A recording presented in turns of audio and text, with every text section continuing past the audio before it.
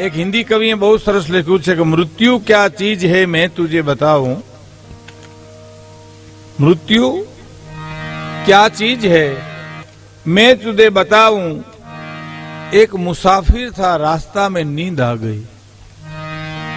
मृत्युની વ્યાખ્યા એટલી જ છે કે એક માણસ હાલ્યો જાય છે, રસ્તામાં સૂઈ ગયો છે, પાછો ઉઠી ત્યાંથી હાલવાનો છે। ગીતાના ન્યાયે આ જન્મ પછીનો જન્મ કર્મ પ્રમાણે આપને પરમાત્મા આપે છે। એમનું જીવન અતિ પવિત્ર પુરુષાર્થી, રોટલો મોટો એનો, અને અભ્યાસ શિક્ષણના આગ્રહી, આ બહુ મોટી જીવનનું એનું પાસું કે જે રમેશભાઈ, કિશોરભાઈ, એમના બેન કાંતાબેન, આ પરિવાર આજે કિશોરભાઈ અને આ બધા અમેરિકા, હું તો ઘણા વર્ષો પહેલા મોટી મારડ જ્યારે માતુશ્રીના અવસાન પછી હું દિવાળીબેન ગયા હતા એને વર્ષો થઈ ગયા, પણ લોક સંસ્કૃતિની સાથે શિક્ષણ જે એને આપ્યું પિતાએ, એ બહુ મોટી વાત છે। અને જેનો રોટલો મોટો એ માણસ મોટો કહેવાય।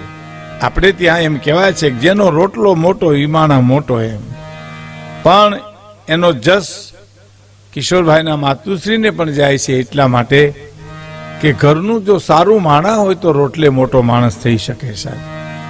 આ થોડો પડઘો મકાનનો પડે છે યાસભાઈ, કાંઈ વાંધો તો બરાબર છે। તો मैं तुमने कीधु है मृत्यु क्या चीज है मैं तुझे बताऊं, एक मुसाफिर था रास्ता में नींद आ गई।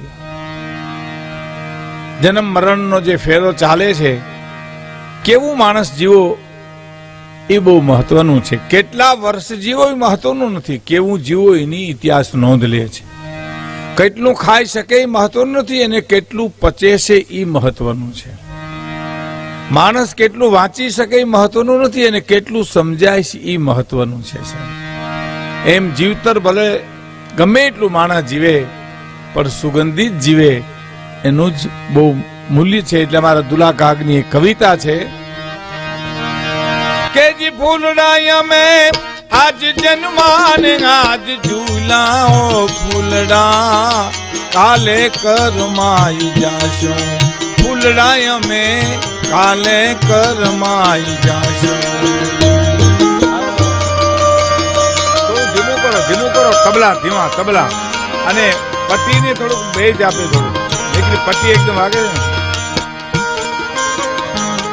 હા રેડી।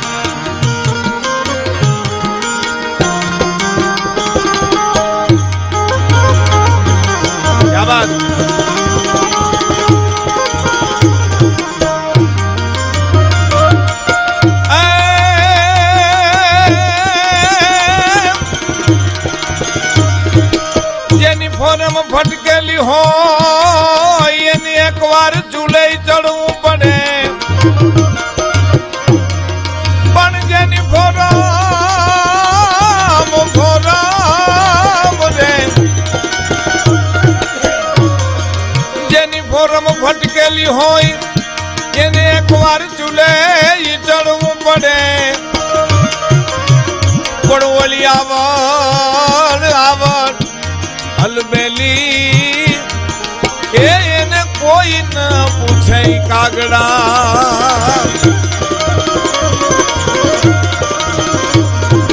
ફૂલડાય મેં क्या बात, फूलड़ा में आज जन्मान आज झूला, पण फूलड़ा काले करमाई जाशो फूलड़ा में काले करमाई जाशो।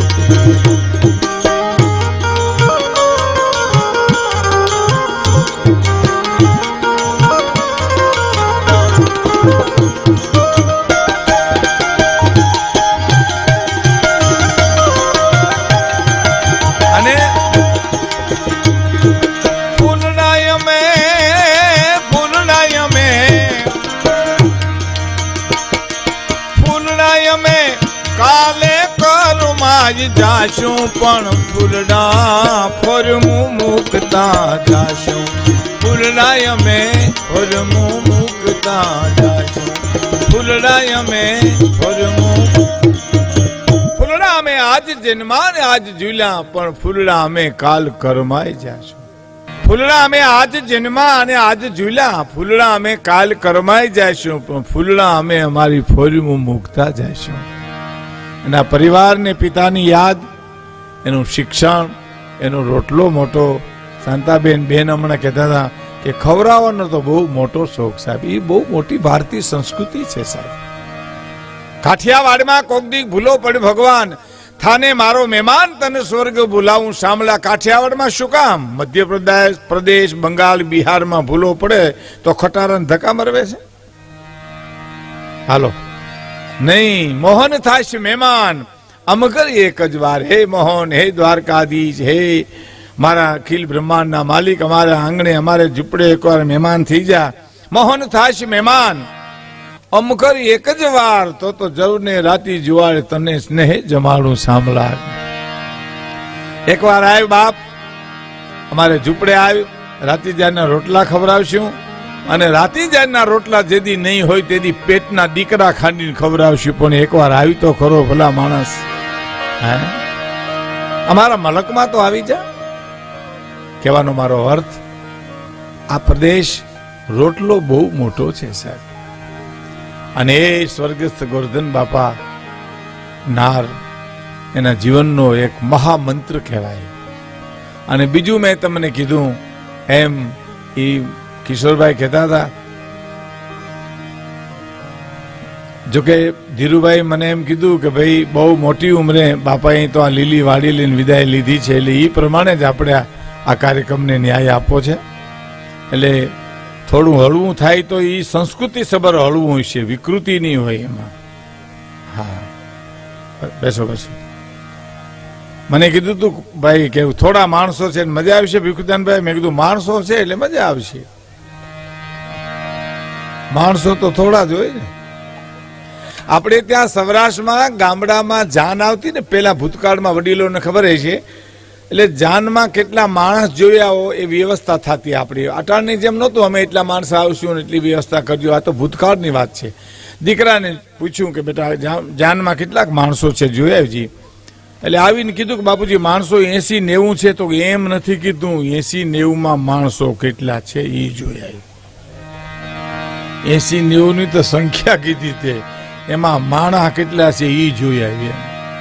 તો પાછો આવીને કે માણા 20-25 છે, બાકી બધાય પાડાના બોસ કાઢે આવ્યા છે. સીધા ધણહેર માંથી બીડીયું વિનાના ચીડ્યા છે. એટલે ગરદણીએ છોકરાને કીધું કે 20-25 ને હાચવી લ્યો એટલે જીવ હંચવાઈ ગઈ કહેવાય. આ મને મારા બહુ સ્નેહી ધીરુભાઈ કીધું, વિખુદાનભાઈ સ્વર્ગસ્થ ગોરધન બાપા એ તો એનું લીલી વાડી મૂકીને ગયા છે, એટલે આપણે એવો એક આ કાર્યક્રમનો માહોલ બાંધજો. એટલે હું થોડુંક હળવું કરું છું. હળવું એટલે એમાં પાછું કઈ કોઈ મર્યાદા ભંગ થાય, કોઈ રુચિ ભંગ થાય, કોઈ પ્રસંગ હા, એટલે એવું તો હોય જ નહીં. સવાલ નથી. ધીરુભાઈની જે વાત સાચી છે. હાસ્યરસ છે એ તો જીવનમાંથી નીકળે અને પવિત્ર છે સાહેબ. વિવેકાનંદ તો એમ કહેતા કે 24 કલાકમાં તમે 23 કલાક દાંત કાઢો ને 1 કલાક પરમ તત્વને યાદ રાખીને આંસુ પાડી અને રુદન કરો સાહેબ. હા, હાસ્યરસ તો મેં જુનાગઢમાં એક ભાઈને પૂછ્યું હતું, મેં તમારા બાપુજી શું કરે? મને કે અફસોસ કરે છે.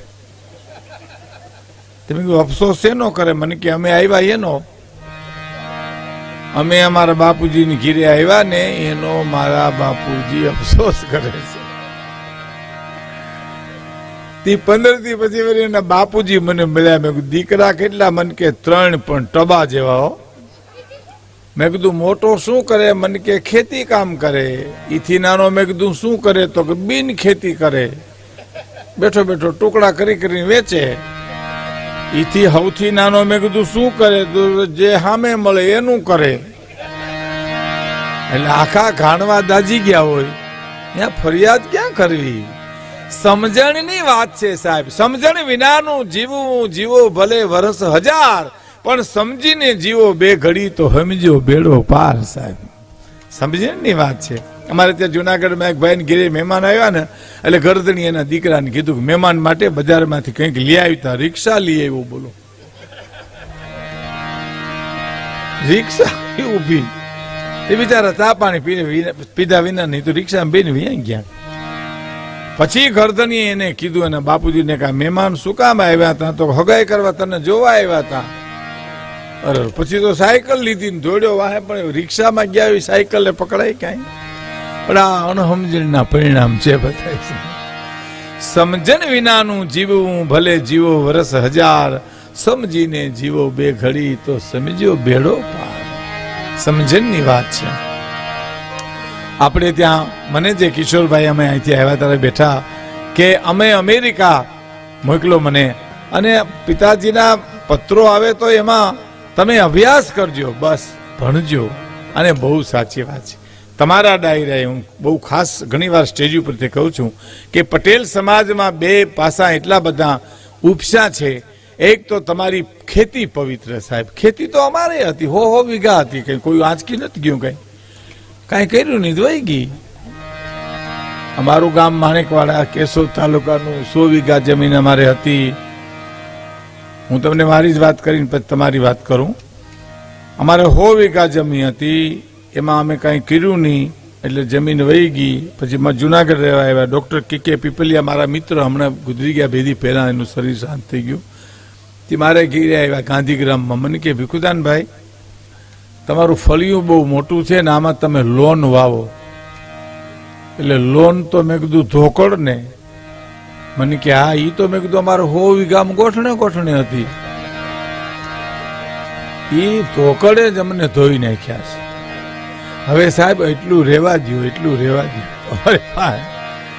કારણ કે અમે કઈ કર્યું નથી ને. ખેતી પટેલની સાહેબ, અને તમે ખેતી કરી નથી, ધરતીને તમે પ્રેમ કર્યો છે સાહેબ, અને પ્રેમનું પરિણામ છે.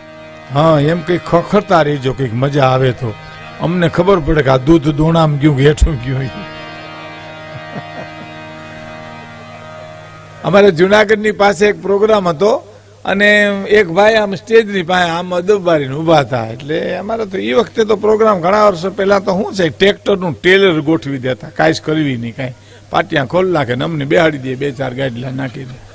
મજા આવે તો ભલે ને ટ્રેક્ટર જોડી નીકળી જાય ત્યાંથી સીધા રામ કરીને. ટ્રેક્ટરના ટેલરો એમાં ભાઈ આમ અદબબારીને ઉભેલા. મેં પ્રોગ્રામ શરૂ કર્યો હતો, તો ઉભા જ થાય. પાછો અડધે પ્રોગ્રામ જોયું તો અદબબારીને એમને ઉભા થતા. પ્રોગ્રામ પૂરો થયો પછી મને પૂછ્યું એને કે ભીખુદાનભાઈ, આ બધું શું હતું? મેં કીધું આ મારી કઠણાઈ હતી. અટાણ સુધી તને હૈર હુજી ન હોય તો આ મારી કઠણાઈ. હે, એ ગુજરાતી કવિતા તમને સંભળાવું મિત્રો, સાંભળજો. ભલે બાળકો ભલે રમે, બાળકો મજા કરી રહી, એને લેર આવે. હાજી કવિતા સાહેબ ગુજરાતી સાંભળજો. ન જાણે કોઈ એ રીતે બીજાને છેતરી જાણું, એવું અજબ ચાલાક બુદ્ધિનું મને ડાપણ નથી જોતું. કેવું ડાપણ?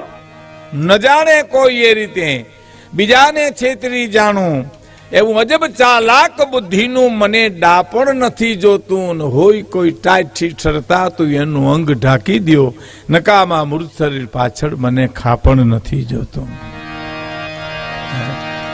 હોય કોઈ ટાઈટ ઠરતા તો એનું અંગ ઢાંકી દો, નકામાં મૃત શરીર પાછળ મને ખાપણ નથી જોતું. જીવિતને રાંધી ખાવાને મળતું નથી જ્યાં ઈંધણ, તો મરેલા પાસ ખડકાતું મને બળતણ નથી જોતું.